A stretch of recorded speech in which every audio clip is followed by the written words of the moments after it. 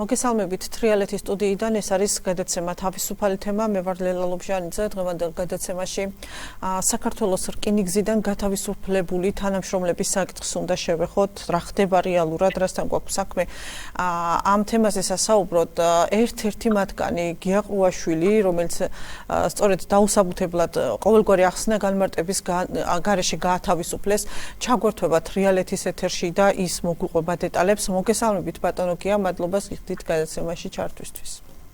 პირიქით, დიდი მადლობა დაფასებისთვის და ჩემთვის ეს პატივისცემა არის, რომელიც გულთან მიაქვს ჩემი ოჯახის პრობლემები, ჩემი პრობლემები და მაძლევს საშუალებას, რომ ეს პრობლემები ვისაუბრო ხალხთან და ვისაუბრო ისე კი არა, რომ რაღაც ისა ვისაუბრო სიმართლეს და უსამართლობას შორის. პირველ რიგში რომ დავიწყოთ ძალიან მინდა პირველ რიგში ის განცხადება გავაკეთო და იმ ადამიანებს მადლობა გადაუხადო, ვინც სისტემატიურად ჩემი ლაზარეს ამბავს კითხულობს და ფინანსურადაც ძალიან ბევრი დაეხმარა იცი წყალობით დღეს დავყავს ექიმებში გამოკვლევებზე და კიდევ არ არის დასრულებული ეს სიტუაცია, ხვალ უნდა მივიყვანო ტომოგრაფიის გადასაღებად, რომელიც ფაქტიურად 650 ლარია და მარტო გადაღებებში, არა მკურნალობაში, მარტო გადაღებებში დაახლოებით 2000 ლარამდე დაიხარჯა და ერთი თეთრით არ ეხმარება შიშუმუპირებს. ჩვენ ლაზარეზეც და ამ ჯანდაცვის სისტემაზეც ამ გადაცემაში ვისაუბრებთ აუცილებლად და შევეხებით ამ საკითხს. აქვე მინდა კიდე ბოდიშის მოხდით გითხრათ რომ ძალიან ბევრმა დაწერა იქ იცი თქვენ რომ ბატონმა კახაკუკავამ შეიტანა სარჩელი კახაკუკავა და მე 2007 წლიდან მეგობრობ და ვარ ნათესავები კახა არის ჩემი შვილის ნათლია იცით რომ ის ეწევა საადვოკატო სამუშაოებს და თურმე ეხლა ანუ რატომ აირჩიეთ კახაკუკავა? ხო, ვითომ ეხლა ისა რა ქვია მოიდეს ეგ მიზეზად რომ აიხედა თურმე როგორც არის საქართველოში აპრობირებული რომ თუ ესე კახაკუკავა მე მეხმარება უსასყიდლოდ იცით თქვენ რომ ადვოკატებს რამხელა თანხები უნდა და კაცმა თვითონ არც ჩემი თქმა არ უნდა და ისე გამოთქვა სურვილი რომ გვერდში დამდგომოდა და ვეპატიჟები ყველას დევიდ პალეძე, ჯორდი ბაღათურიას, ყველა პარტია რო არ წამოწდეს, ვიღაცა ყველას ვეპატიჟები, ჩემ თუ სურვილი ეკნებათ, დამიდგნენ გვერდში, რა შუაში. აი, ბატონო გია, მაყურებლისთვის რომ იყოს გასაღები, რაზე ვსაუბრობთ, მოდი მივყვეთ თან მივდევრულად, თქვენ ბატონო, მე 1990. დიახ, ეს მაინტერესებს, როდიდან მუშაობდით, ანუ და როგორი იყო თქვენი სამუშაო პირობები, რა პოზიცია გეკავათ, ამით რომ დავიწყოთ, ვიდრე გათავისუფლებაზე გკითხავთ, ცოტა მოგვიანებით. 1994 წლიდან მე დავამთავრე ელიავას სახელობის რკინიგზის სასწავლებელი, მოვედი საქართველოს რკინიგზაში, მოვედი მაშინ რომ უამრავი გორელი ავტორიტეტები, კარიჭაშვილები ყველა მახსოვს, როდესაც საქართველოს რკინიგზა ხუხთა და პროფესიონალებით იყო გადატანილი 21 წლის ასაკში 86 წელს გავედი საქართველოს რკინიგზის მემანქანედ, მაშინ როცა მემანქანეს რაიკომის მდივანიც კი უწევდა ანგარიშზე ეს ყველა ვიცის 21 წლის ბავშვი 86 წელში მემანქანედ გასვლა რას ნიშნავს ეს მაშინდელმა რკინიგზელებმა ყველა მიცის და ძალიან ვამაყობდი ჩემი სამსახურით 1997 წლამდე ვიმუშავე მემანქანედ 1997 წლიდან 2001 წლამდე სწავლა დავიწყე პოლიტექნიკურ ინსტიტუტში ეკონომიკა და მართვის ფაკულტეტზე რომელიც დავამთავრე 2001 წელს 2001 წლიდან ვიყავი რომ ვიღაცა მართვას რომ ვიცით კარგად რომ ქვეყანაში იყო ერთიანი ნაციონალური მოძრაობა და ვიყავი ჩართული ეროვნულ ძართა გაერთიანებაში ძიძიგურთან, ბიძინაგუჯაბიძესთან და ასე შემდეგ და ვიყავი მათ პარტიაში და ვიყავი ნაციონალურ მოძრაობაში მთელი საქართველოს რკინიგზაზე ჟურნალისტებთან ნათია მიქიაშვილი იყო არა ისა ლეჟავა იყო ნანა ლეჟავა და ეგენი სიგნალების აქციები ყველაფერი მომხდარი საქართველოს რკინიგზაზე ორგანიზატორობდი მე მოხდა ვარდების რევოლუცია თუ რაც მოხდა რასაც დავარქმევდით ამის შემდეგ მუშაობდი საქართველოს გავაგრძელი კვლავ მემანქანით მუშაობა მემანქანეობიდან შემდეგ გადამიყვანეს ექსპლუატაციის უფროსად სალოკომოტივო დარგში აქედან ექსპლუატაციის უფროსობიდან წამიყვანეს დეპარტამენტში მოძრაობის უსაფრთხოების გენერალური ინსპექცია, მაშინ საქართველოს რკინიგზაზე ონოფრიშვილის და სააკაშვილის და ზვანიას შორის იყო უკვე დაპირისპირება, რომ ვის ხელში უნდა ჩავარდნილიყო რკინიგზა და მაშინ ეს გააკეთა მიხეილ სააკაშვილმა და დაინიშნა ვარშალოვიძე, თუმცა როდესაც ბათუმიდან წავიდა ასლან აბაშიძე, ესე იგი იქაც დადგა საკითხი აჭარაში დანიშნავდა სააკაშვილი თუ ჟვანია კადრებს, ამიტომ მოხდა გაცვლა და სააკაშვილმა დათმო საქართველოს რკინიგზა და ვარშალოვიძე გადაიყვანა აჭარის ხელმძღვანელად, ხოლო საქართველოს რკინიგზაში მოვიდა ბატონი დავით ონოფრიშვილი, რომელმაც პირდაპირ დაიღო გეზი ჩემსკენ, ვინაიდან მე მაშინ ვითვლებოდი მიხეილ სააკაშვილის გუნდის წევრად და აიღო გეზი ჩემსკენ და პირველი რაც გააკეთა, უკანონოდ გამაგდეს სამსახურიდან. 2000 როდესაც უკვე მეხუთე შვილი შემეცინა მის დაბადების დღეზე ზუსტად, თუმცა რომ გავაგდეს შემომთავაზეს სხვა სამსახური ნათლუღში, რაზედაც უარი ვთქვი, ასევე ანუ აღიდგინეთ შემდეგ თავი? აღიდგინეთ მე თავი სამსახურში. ერთი კი მოყვები, ამის შემდეგ 6 თვე მომწეს ვადა, თუმცა გამიშვეს მაინც, იმიტომ რომ 6 თვე დამისრულდა და წავედი, მე ამას ხაზს უსვავ იმას, რომ ასე ვანდალურად არავინ არ მომქცევია, თუნდაც მიხეილ სააკაშვილის პერიოდში და ესე იგი წავედი მერე და დავიწყე რკინიგზის თემებზე აქტიურად მუშაობა, შეგიძლია ნებისმიერმა თქვენმა მაყურებელმა შეიძლება ბევრი მიცნობს კიდევაც, იცის YouTube-ში ჩაწერონ გიაყრუაშვილი და თუ ჩემ პროტესტს ნახავენ სადმე, სულ არის საქართველოს რკინიგზაზე მიმდინარე მოვლენები, საქართველოს რკინიგზაზე მიმდინარე კორუფცია. მათ შორის ეზუგბაია თუ როგორ გაასვეს 300-ზე მეტი ობიექტი საქართველოს რკინიგზაზე და რა ქნეს ახლა მაგის ჩამოთვლა ეს ფინანსური პოლიციის აქტებშიც არის ასახული, რომელიც შემდეგ ბატონი გიორგი ტარგამაძის ეთერში მივიტანე დროებაში, გადავიღეთ ნათია მიქიაშვილთან ერთად უძლიერესი ფილმი საქართველოს რკინიგზაზე კორუფციასთან დაკავშირებით, თუმცა მოხდა გარიგება და ეს ერთი ახალი არ არის, ყველა მიცის და გამიძდეს ტარგამაძე და იტყვის და მოხდა გარიგება, ჩემი სიუჟეტი დაიბლოკა და მე დამაკავეს. ამას აკეთებდა ის ხალხი, რომლებიც კი გითხარით, ვისგან 23 წლის პატა ეზუგბაიას ის გუნდი მიხეილ სააკაშვილთან ერთად. შემდეგ ეს დაკავებები რაღაცეები გავიარეთ ყველაფერი და აღარ მინდა ეხლა თავს მოვახვიო ხალხს, მაშინ ყველას გვიჭირდა და ყველას გვიჭერდნენ და თქვენ ტელევიზიაშიდაც უამრავი მეგობარი ყავს და დაწყებული პირველი პირებიდან და ყველას პატივს ვცემდა. მაშინ თქვენი ტელევიზია ჩართული იყო ამ ფერხულში, ჩართულ მანდაც არის რამოდენიმე 1-5-10 სიუჟეტი ჩემი რკინიგზაზე და იმ კორუფციაზე გაკეთებული. შემდეგ მივიტანე ეს პროკურატურაში ყველა მასალა, საიდანაც 200 მილიონამდე მეტი იყო ფინანსური პოლიციის მიერ დაწერილი და ესეც კიდე გადავიღეთ ფილმები, ყველაფერი, რომლებიც დღეს ნაწილი ოცნების სახით მთავრობაში არიან და იქიდან გვიკითხავენ მორალს, თუმცა არაფერი არ გამოვიდა და იცით ახლა თქვენ რომ არაფერი არ გამოვიდოდა, თუმცა ვიღაცები ამ დროს დააპატიმრეს და შემდეგ საპროცესოთი გამოუშვეს. ასევე სამეთვალყურეო საბჭო შექმნილი არის, სადაც დღეს კოკაკუნცაძე 2012 წლიდან ზის და ვინმე მკითხოს რატოზის არ ასაკეთებს და რაში იღებს ამ 30,000-ს და რა მივინებებში დადის, საერთოდ არ არის, როცა მივედი და საქმის კურსში ჩავაყენე, მითხრა მე არა ვარო იმაში ჩართულიო და რაშია ჩართული გავარკვიოთ, ეს მიხეილ სააკაშვილმა სამეთვალყურეო შექმნა მაშინ, როცა სიის გარეშე დარჩა ერეკლე რუხაიევი და ის ყოფილი პარლამენტარები და მოაყუჩა ამ რკინიგზის სამეთვალყურეო საბჭოში და 3000 ლარს უხდი და ამუქთახორებს, ესეც გაწერილი მაქვს მაშინდელ შუალედურ აქტებში და ასე შემდეგ მოყვანილი. როდესაც მოვიდა ქართული ხელისუფლება სათავეში, მე ამას ვყვები ზუსტად რომ ყველაფერზე პასუხისმგებელი ვარ, ჩემ ყველა სიტყვაზე და თუ ამ სიტყვიდან ერთი რომელიმე გახდება არასწორი, შევიძლია პასუხი ვაგო სისხლის სამართლის დანაშაულით მზად ვარ.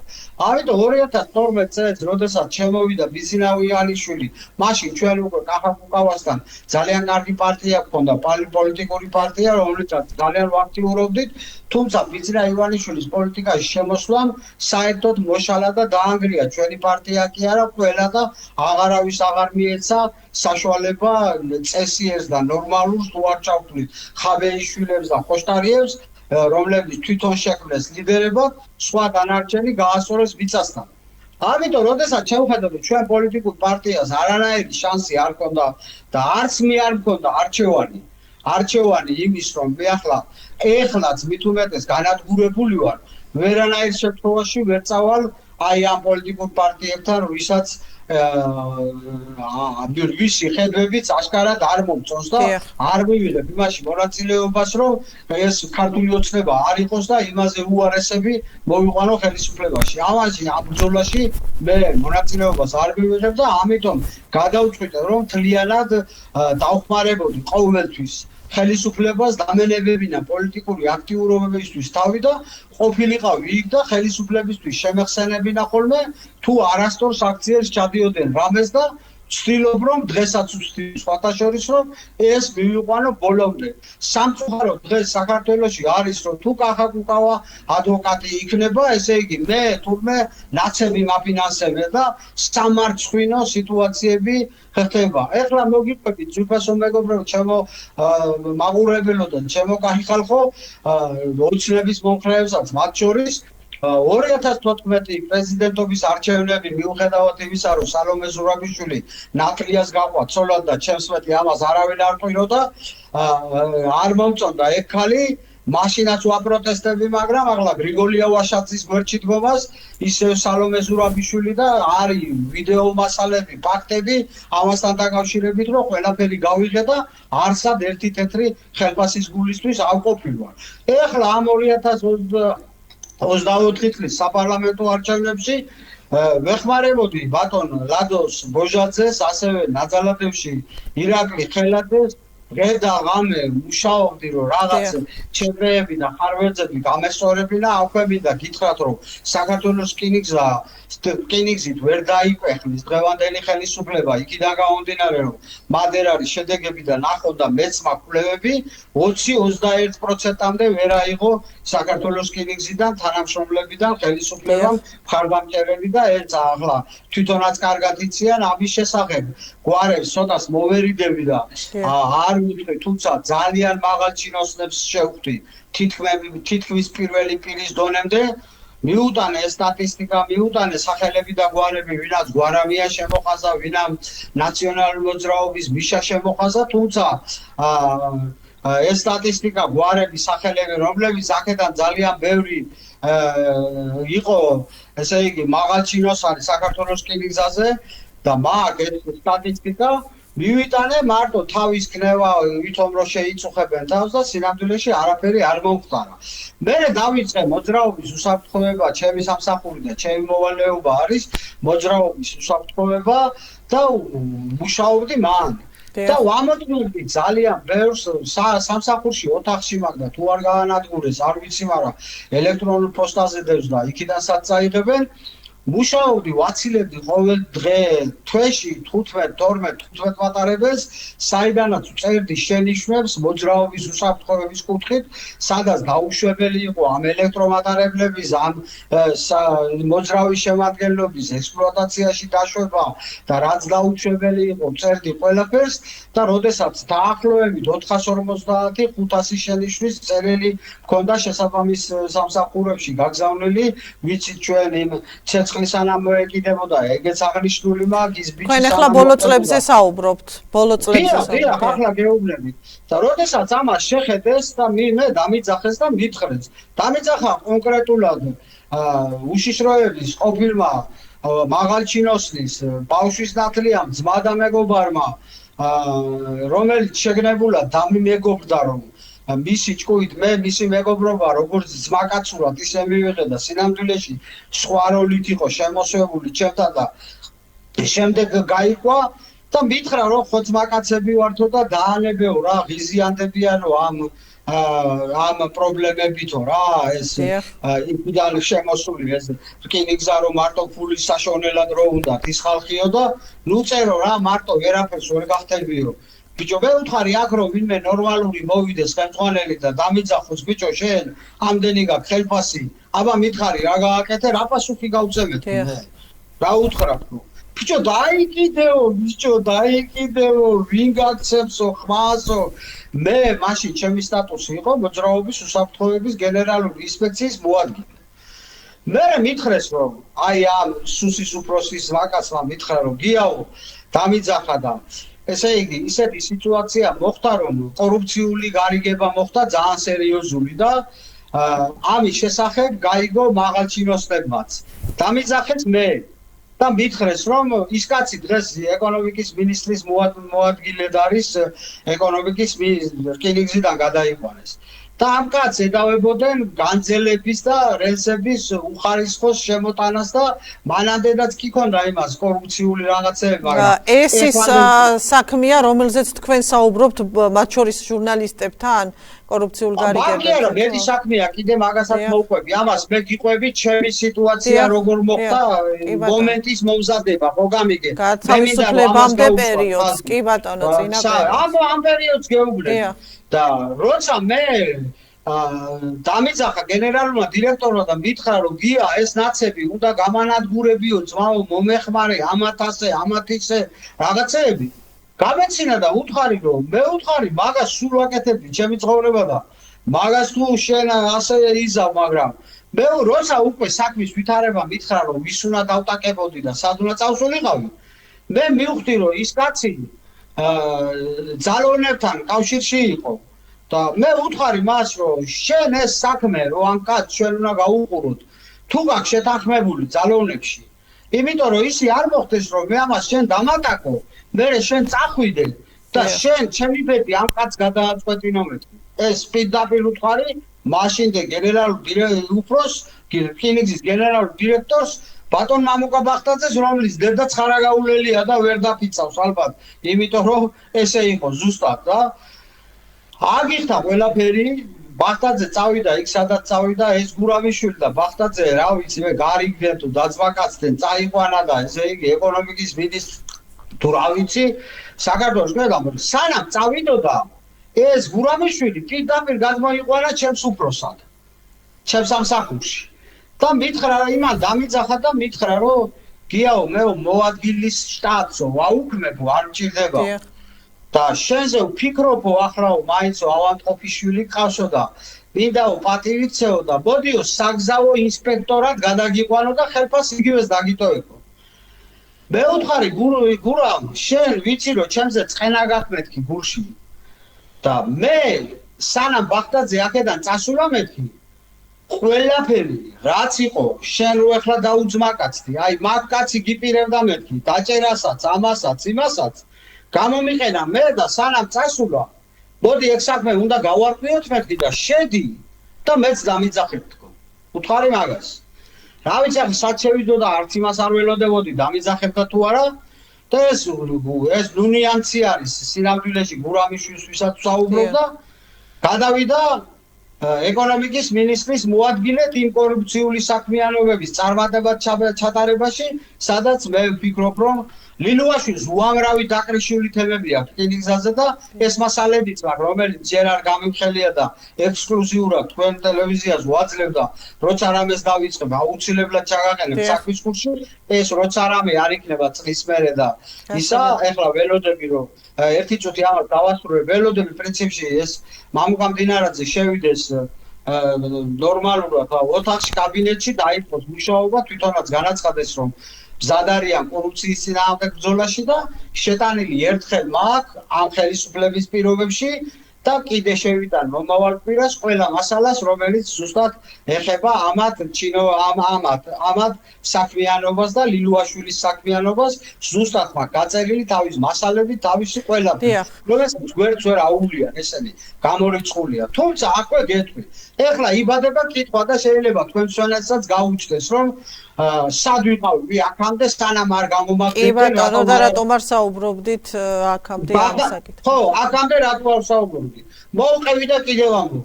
იყო შანტაჟი აი ამ ლილუაშვილის ვაკაცის მიერ, რომ მე დამტოვებდნენ ქუჩაში თუ ელას არ გავაჩერებდი.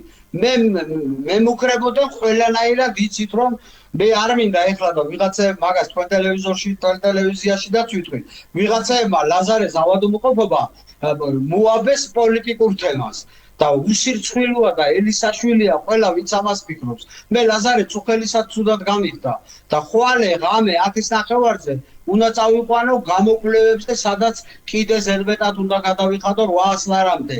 ანუ ლაზარი არის მაყურებელს რომ განვმარტოთ თქვენი შვილი, რომელიც არის შეზღუდული შესაძლებლობის მქონე და რომელსაც ჭირდება მუდმივად ექიმის მეთვალყურეობა და მედიკამენტური მკურნალობაც ასევე, რომელიც საკმაოდ ყოველთვის სულვა ჭირდება თუ დიუშენი თუ ვინმე მიცის ახალია და შვიდში კიდე კონფერენცია არის და საკმაოდ ფარჯანთან არის დაკავშირებული. ეს არის ძალიან 70-მდე ბავშვი არის ესეთი, ხო და რომ 500-600 ლარი ყოველთვიურად ჭირდება ლაზარეს, რომ ვატაროთ სურვაზე კენვოლკერში დამყავს ყველა მიცის 12 სეანსი დაახლოებით 55 ლარი ღირს ერთი სეანსი და ეს არის დამიტოვეს ესე.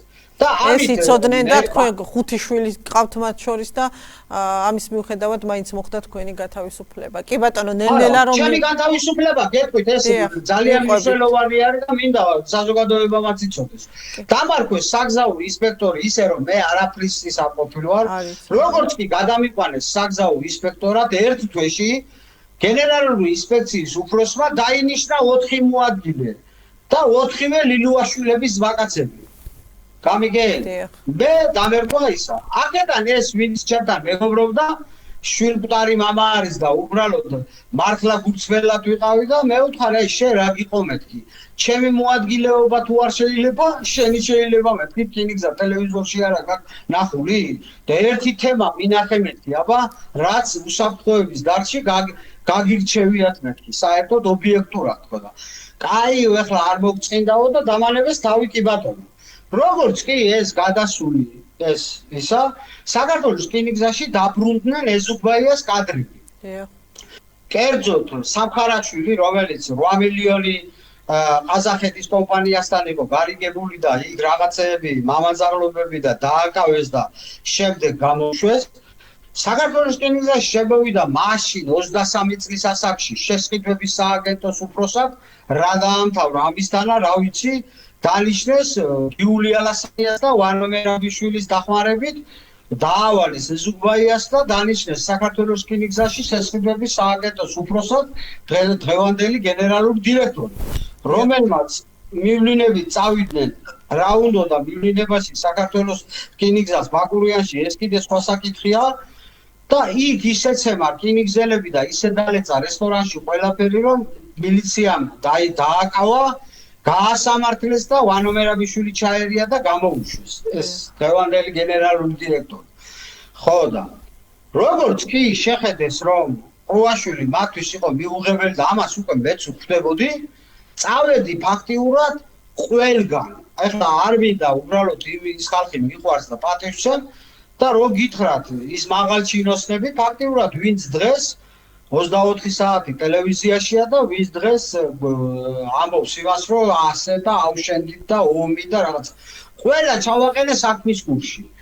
ვეუბნებოდი და ვთხოვდი, რომ ბავშვი მეღუპება. ასე დღეში ვარ. დაიწყებდნენ სიცილს. შენ ხარ გიჟი, ბიჭო, ვინ მოკიდებს ხეს, ჩვენ აქ არა ვართ. აი ეს იყო მათი სიტყვები. მე ვუთხარი, რა ვიცი, ძმაო, სულ ეზუგბაიას ხალხი ვინიშნება იქ, ეს ვისთანაც დაჯახებული ვარ. ესენი მე არ გამახარებენ მეთქი და იქნება ვინმეს დაურეკო თქო, კაცო, რომ უთხრათ, შემეშვა ძმაო, მარტო ვიმუშავებ, რასაც დამავალებენ. გავაკეთებ, ხო არ ვიღებდი ხმა, ასეთო 2 წელიწადი მიშველეთ ამ ბავშვის გამო მეთქი. ბოლოს უკვე როცა ჩემ თვალწინ დარეკეს ერთ მაღალ ჩინოსანთან და უთხრეს რომ ეს ჩვენი ძმა არის, ჩვენი მომხრეა, ჩვენი ასე, ჩვენი ისე და ისა ისიც უსმენდა და ვიგებდი რას ელაპარაკებოდა. ესე იგი დავშვიდი, სიმართლე რო გითხრა, მათთან ერთად 1-2 ჭიქა ღვინოს დავლიე, წამოვედი კაი ბუნებაზე, 1 აგვისტოს შეგულება დამიმთავრდა, ჩამოვედი და 20 აგვისტომდე ვიარე სამსახურში და თურმე პირველში გაგდებული ვყოფილვარ. ერთ-ერთი თანამშრომელი მეუნება გია ნახე. ამე წერილობით ჩაგაბარეს, წერილობითი დოკუმენტაცია როგორ მოხდა, როგორ გაცნობეს. არაფერი, უბრალოდ გითხრეს რომ ნახეო საფუძველი რა გითხრეს თქვენ? ახლა მაგას გეტყვი. ჩემ დაუკითხავად, ხო ვიყავი საგზაო ინსპექტორი და თურმე მე საერთოდ რო აზრზე არ ვიყავი 2 თვის უკან, როცა იმ ნუნიანცმა გაიგო რომ მოდი ახლა ამკურვაშვილის თავი არ გვაქვს, ეს რო ჩვენ გავაგდოთ გადმოვა ჩვენზე და ჩვენ კორუფციულ საქმიანობებზე, მომენტი ნახეს რომ პრემიერმა მრჩევლების ისინი გაანთავისუფლა, თუმცა ეს ბატონი ის რა ქვია, ვინც იყო წინა ისა, ვაიმე დამავიდა ოხანაშვილი დანაშებთან თავს, მაგრამ მე მრჩევლად ყავს, მაგრამ მე წინააღმდეგი ვიყავი, ეს მრჩევლები მეც არ მომწონს, სიმართლე რო გითხრა, მე რომ არ ვიცოდი ისე თურმე თვითნებურად გადამიყვანეს მრჩევლად. დამარქვეს, იმიტომ რომ ჩემი გაგდება დაბრალებოდა პრემიერ-მინისტრს და არ დაბრალებოდა ის სომხური ვარიანტი გაათამაშა ამ გურამიშვილმა და ეხლა რახან მე ვფიქრობ რომ ეს არის დაგეგმილი იმ ადამიანების მიერ რომ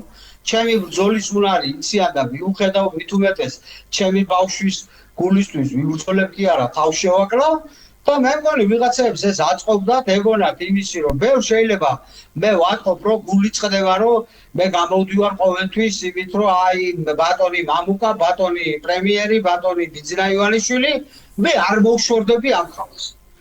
არ მოვშორდები, ადვოკატად ავიყვანე კახა კუკალა და რეებს ამბობენ კი ხედავთ რომ პოლიტიკაო და მთელი ამბებიო, გესმის და მე რო სადმე მართლა რომელიმე პარტიის ოფისიდან განცხადება გამეკეთებია ხო საერთოდ ესე იგი დამაბრალებდნენ რომ ფული მაქვს აღებული და აი ესეთი ხალხის ხელში არის დღეს ქვეყანა და თქვენ დაიწყეთ სამართლებრივი დავა.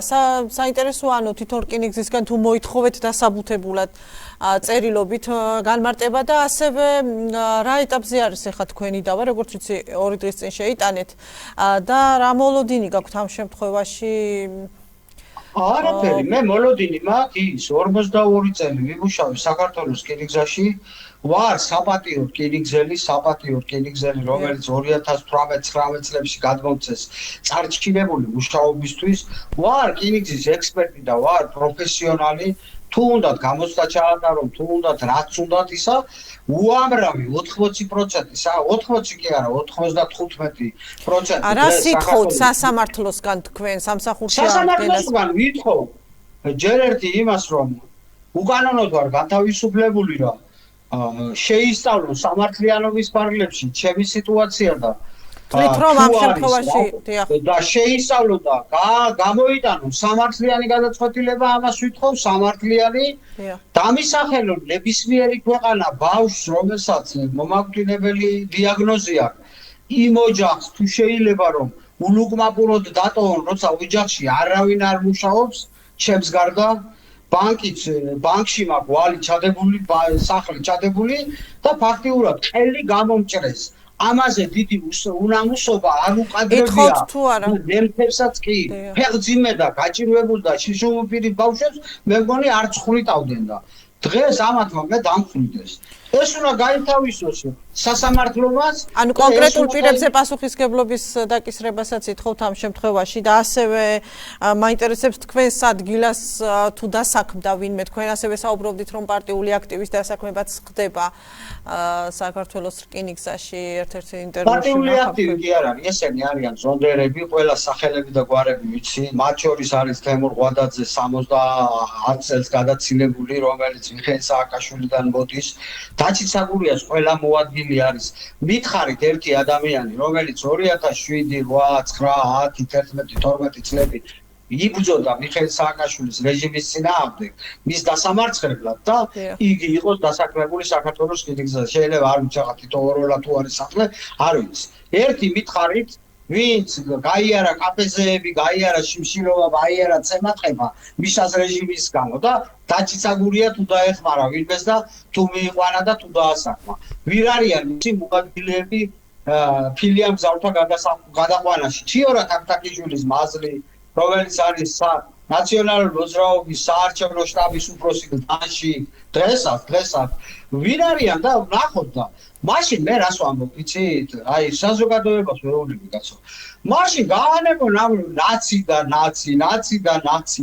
ბიჭო, ის ყოდასენი ყავთ და ისეთები აღარ ჩამოვთვლი, ვინც მიხეილ სააკაშვილის საყვარლებზე ბინები აქვს ნაყიდი ბათუმში, თბილისში და მის გაჩენილ ბავშვებზე და ყავთ გუნდში ლიდერად რა უკავა აგიტყდა რა მისი ლანძღვა აგიტყდა დავიჯერო და როგორი წარმოდგენა მაქვს იცი ქართული ოცნების აი ეს ლაქია დამლაიქებლები ამათ გონიათ ეხა ჩემზე მაგრად უყვართ საქართველო ასე გონია რომ ახალაია რომ დანიშნოს ბიძინა ივანიშვილმა გუნდმა სუსუსუს იმას უშიშროების მინისტრად დაიწყება მილოცვები აი გეუბნებით ამათ ვიქეცით ჩვენ ლიზბი იქ და თან ეხლა თქვენ გაიხალხო მუხსახრილი ვეხმარებოდი მაგათ იმიტომ რომ ჩემი ლერზარე ქუჩაში არ გამრჩენოდა ჩემზე მეტი რომელიც გაქვთ მაგათთვის გაკეთებული და მე გამაგუნძულეს ქუჩაში და თქვენ ლაიქებს დაგიფასებენ ეგენი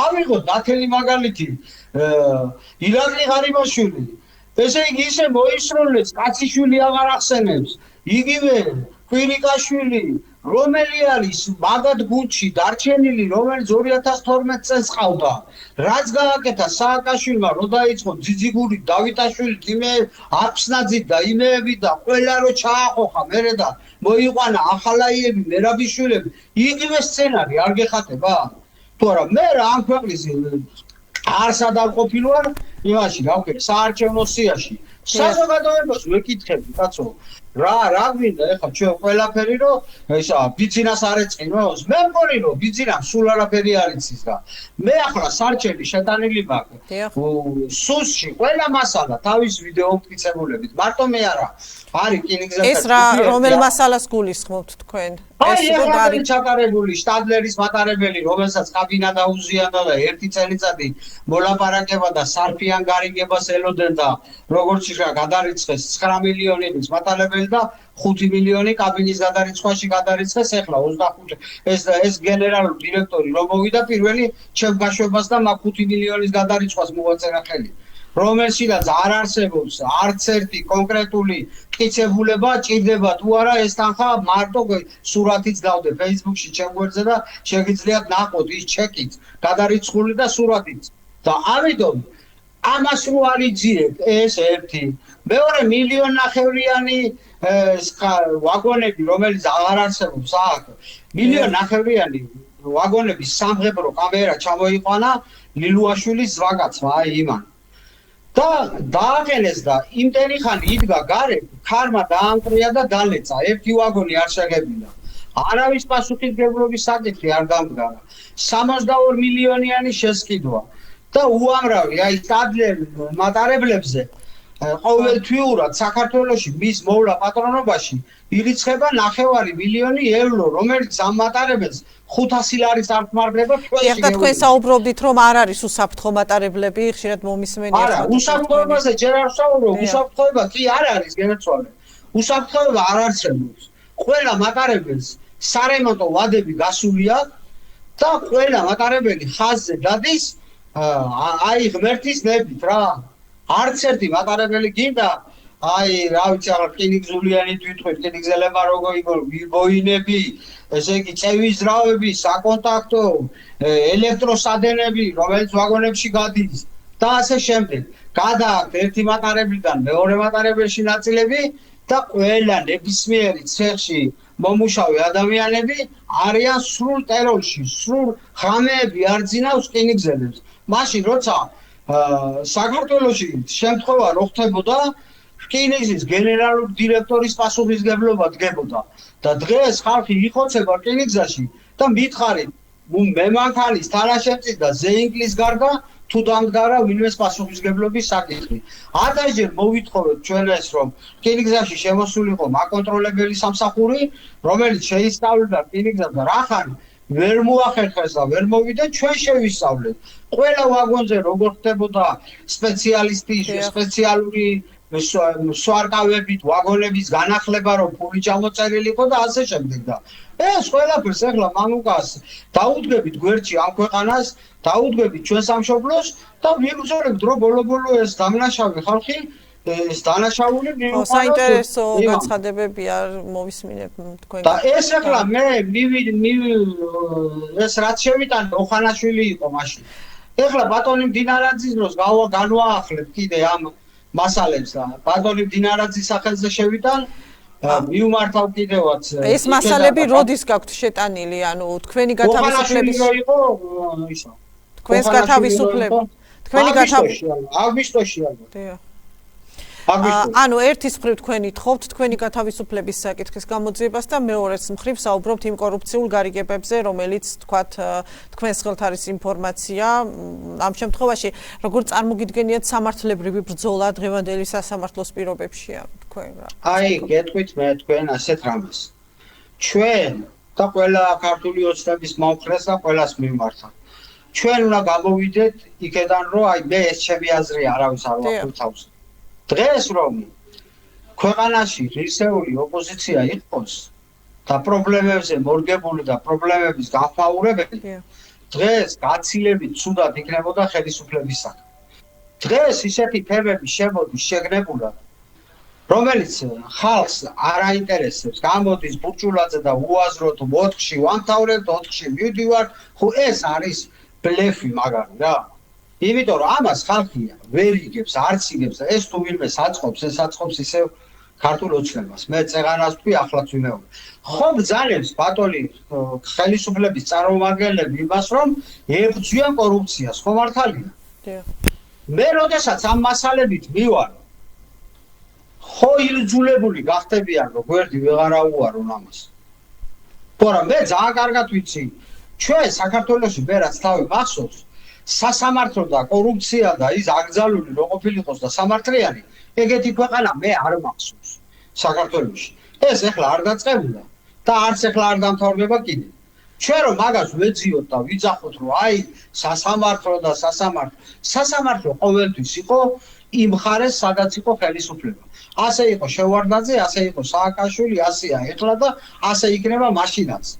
დამისახელეთ პიროვნება, რომელიც მილიონერი გახდა და გახდა იქიდან გამომდინარე, რომ თავისი ნიჭით მიაღწია ამას. იყიდება ქვეყანა.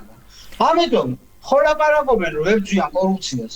აბატონო, ლაპარაკობენ, რომ ავშენდით და ეკონომიკა ჩემი ხელფასით თუ ეკონომიკის გაზრდას რამე ეშველა, სულ არ ვიმუშავებ. მაგის დედაცვატირე მე რა არის, იცი?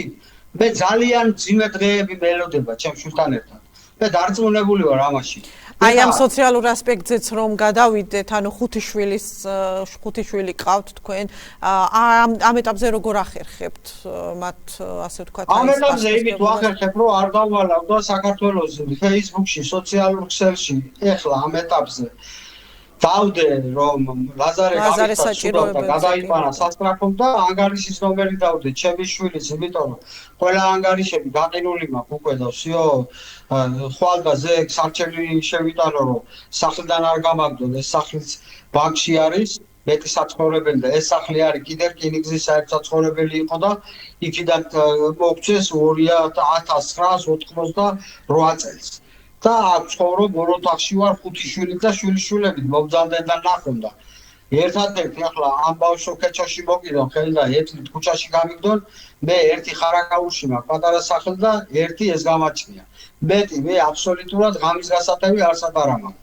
ერთადერთი ვარიანტი მაქვს, რომ უნდა წავიდე, მაშინ მოვკიდო, იმიტომ რომ სხვა გამოსავალი მაინც არ არის, შეიძლება წასვლა მომიწიოს, იმიტომ რომ მე რას მიშვებიან ესენი და ჩემი შვილის წამალი უკვე შეიძლება გამოვიდეს ამ უახლოეს ვადაში და ამას თავრობა შეისყიდის, მეტი არ არის ჩემთელი. ამიტომ მე ამის შემდეგ, დინარაძის შემდეგ თუ არ დაიწყო გამოძიება, ახლავე ვაანონსებ და რასაც ვამბობ ყოველთვის იმას ვაკეთებ, მე ლაზარეს ვსვავ ეტრში, გავიგეთ ბიძინათ ადგილსამყოფელი სად არის და პირდაპირ მის სახლთან ჩემ ლაზარესთან ერთად დავბინავდები სანამ არ დამიძახებს, სანამ არ მივიღებს, სანამ არ მომისმენს და სანამ ამ მასალებს არ გაეცნობა, ან ვინმეს არ დაავალებს. თუ თვითონ დროს ვერ გამონახავს, მაშინ ესე იგი დაავალოს ვინმე. მე ძალიან მიხარია ბიძინა და მისი მეუღლე თავის შვილებს შვილიშვილებს აერში მოათამაშებენ, კოცნიან და ბედლიერები არიან და მე ინვალიდის შვილს რომ მოვეგ რამდენი დამიძახებს, გონია რომ ცუდად ყო არ არის უარყოფდება მეთქი და მე ახლა მეც მინდა გაცინება რა. ელემენტარული გაცინება მილიონებს კი არ ვითხოვ და მეც მინდა ისეთ ქვეყანაში ვიცხოვრო რომ ანგარიშწორება არ იყოს ადრე რომ სიმართლეს ვაპარაკობდი და იმ ხალხმა დაჭერას თავი ფულის გამო არ იდეს მოვიდონ ისევე ხელისუფლებაში და ისე თავიდან დაიწყონ ჩემი ტანჯვა წამება ვატარებელში არ მყიდულობდნენ ყიდიდნენ ჩემ გვარზე ბილეთს ჩემზე პირადად რამდენჯერ ერთი ორჯერ სამტრედიაში ამაგდეს და ეხლა ვეღარ გავიგე აღარ უნდა დასრულდეს ბოლო ამ საქართველოში რომ ვიცემთ მუჯილს და ესე იგი ვარ ესე ასეთი კაცის ასეთი ოჯახის ასეთი შვილის პატრონი კაცი ბოლო არ უნდა შეგეცოდოს მაინც შებრალება მაინც არ უნდა გქონდეს მაგრამ რას ვიზავ და მე ვიბრძოლებ მე არაფერი არ დამჩენია ჩემშვილს რომ რამე მოუვიდეს მე ისედაც ვერ ვიცოცხლებ და ავიდო რაც მოხდება არც იმას არ გამოვრიცხავ კიდე ვაზაგაშვილი ააფეთქეს თავის შვილის საფლავზე და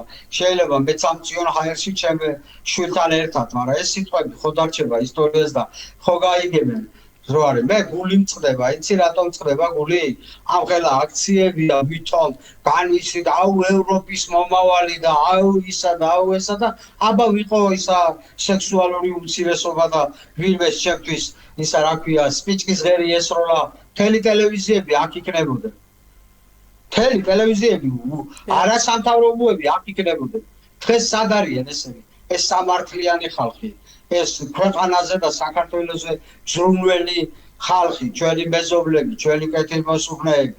არავინ არ არის და მათ შორის სწორედ წევან გიგვებოდი რომ დავდივი ანგარიში და მევენაცვალი 100000-მა ქართველმა გაიზიარა უყურა ვისაც საშუალება ჰქონდა ზოგი ლარი იყო თუ ის იყო ყველას დიდი მადლობა თანხას ეხლა ვერ გამოვაცხადებ ვიღაცას არ ეგონოს ახლა 9 მილიონი იყო არა რაც იყო აი ეხლა ლაზარეს ამ ექიმებში და იმაში ჯერჯერობით მყოფლის და მრჩება ამისთვის ჩვენ ტელევიზიის გვერდზეც გავავრცელებთ ამ ანგარიშის ნომერს ლაზარეს მხარდასაჭერად ბატონო იმას ვამბობ რომ დამჭა კიდე 600 ლარი საჭმლის ფულად და ლაზარეს პენსია 425 ლარი.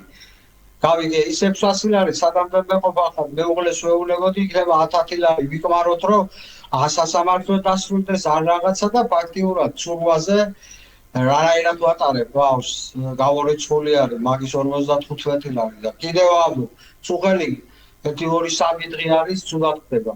და სხვათა შორის მინდა უთხრა საზოგადოებას რომ ეს დიუშენი თუ ვინმე ნახავს და იცის გორელებიც არიან სხვათა შორის 1-2 ბავშვი ჩვენთან ერთი ხაშურელი 1-3 თვის უკან გარდაიცვალა 16 წლის ასაკში ეს არის რომ კულტის განლევა ხდება და ამათ ეწოდებათ ანწუხელიძე და ანწუხელიძის შვილები გეკითხებით რა ვინმეს ეწოდება ამით ქვეყანა ფეხზე უნდა დადგეს როგორ გაბედეთ ეს ვანდალი და ეს არის ეს რუსკი არავის არ უკადრებია საქართველოში რაც იკადრა ამ ახალგაზრდა რკინიგზის გენერალურმა დირექტორმა თვალი არ დაახავხამა და მოსპოდა დამარხა ერთი მრავალშვილიანი ოჯახი რატომ დიახ ბატონო აქვე ვიდრე ბოლოსკენ წავალთ სხვა თანამშრომლების გათავისუფლებაც მოხდა ეტაპობრივად როგორც მე მაქვს ინფორმაცია თუ არიან იგივე სიტუაციაში და საფრთხის მე ვიცი 15-20 კაცი რომლებიც გაათავისუფლეს ახლა გვარები რო დავასახელო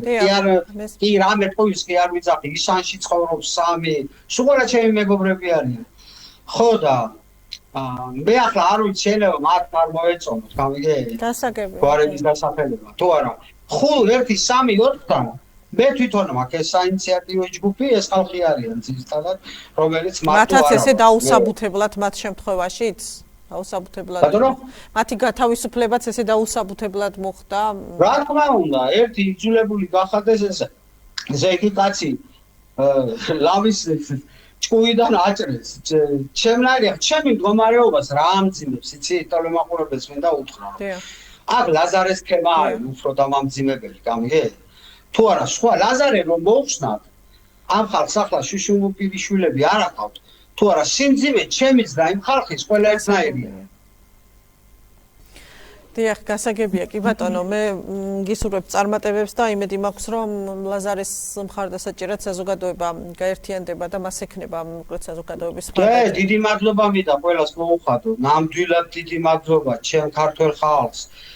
მაგათ ვენაცვალე. მე კიდე ერთხელ გეუბნები, ჩემი მტერი ნუ ყოფილიყო იმ დღეში, მე რო ახლა ცოცხლად ვიწვევი და მით უმეტეს ამ სიტუაციამ კიდე ესე გააკეთა, როცა ჩემნაირი პროფესიონალი, ექსპერტი, მცოდნე, რკინიგზელი გამოყენებული უნდა იყოს დარგის აღორძინებაში და მე ქუჩაში დამტოვეს ვინ იმ ხალხმა, ვისაც რკინიგზის მატარებლის ჩაჯდომაც კი უტყდება. მე ერთ რაღაცას გეტყვი, დღეს კოკაგუნცაძია იქ დაჭსებული არის, ეს ორი კაცია მეც ვერ ნახავით ამერავის და როცა მე რკინიგზის თემებს 2007-ში 8-ში გაჩვენებთ, ყველა კადრი არის და ვისახსოვდა რკინიგზა იქ ჩემს გარდა. ხო და მე მეძახოდნენ საცინათ მიგდებდნენ პრავადნიკი მოვიდა, გავიგე? პრავადნიკი მოვიდა, პრავადნიკიო და იღრიჯებოდნენ და კაიფობდნენ.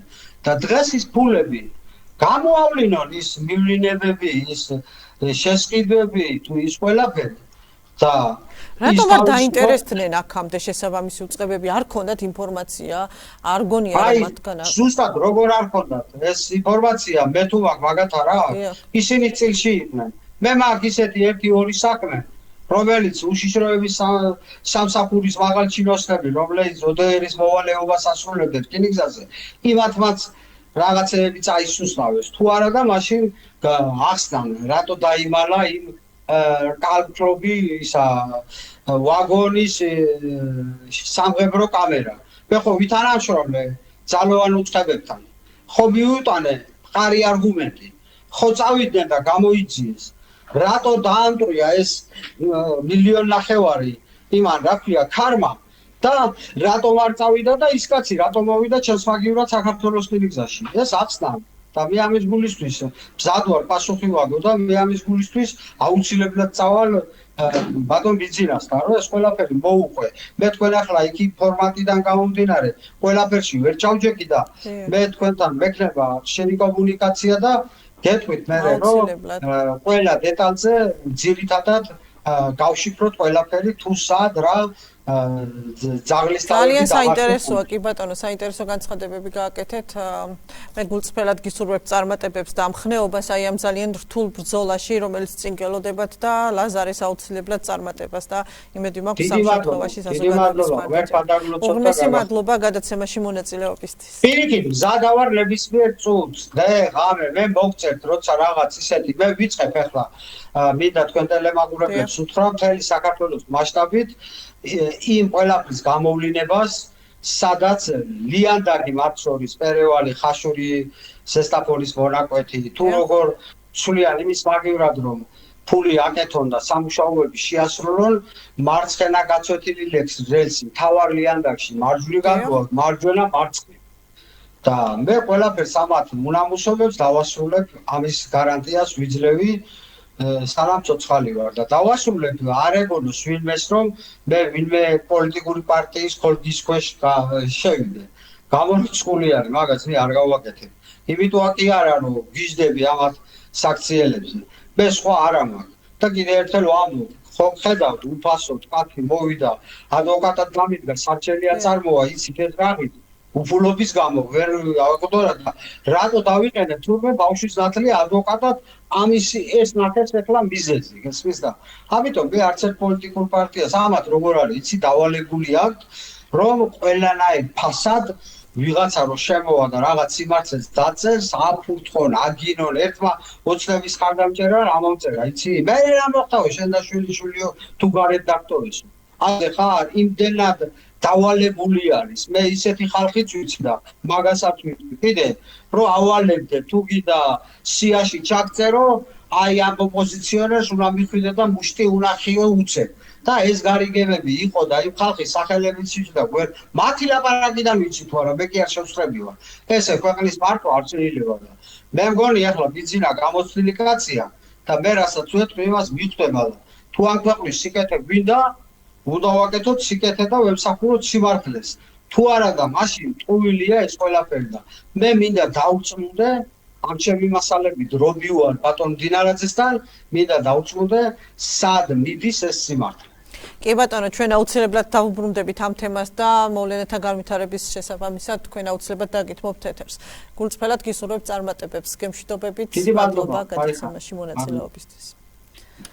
დღევანდელი გადაცემა დასრულებულია, გემშვიდობებით, ნახვამდის.